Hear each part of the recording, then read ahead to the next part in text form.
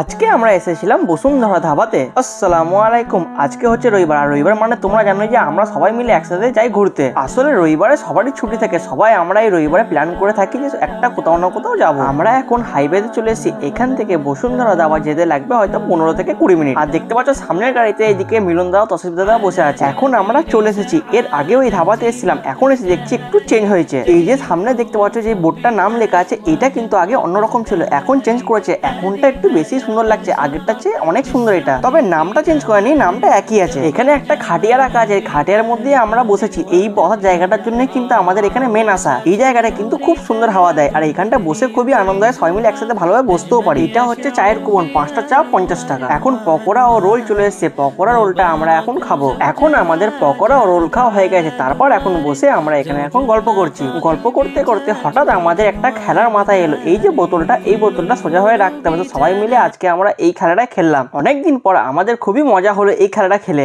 এই খেলাটা জিতেছে সরোজ দাদা। এই যে জায়গাটা দেখতে পাচ্ছ, এটা আগে ছিল না, এটা এবারে করেছে। আর এখানটা কিন্তু দেখতে খুবই সুন্দর লাগছে, এখানে বসে খাওয়ার ব্যবস্থা আছে। আমাদের এখানে খাওয়া দাওয়া সবকিছু কমপ্লিট হয়ে গেছে, তা আমরা এখন এখান থেকে ঘর চলে যাচ্ছি। আজকের ভিডিওটা ভালো লাগলে অবশ্যই ফলো করে নিও। আজকের ভিডিওটা আমি এখানে শেষ করলাম।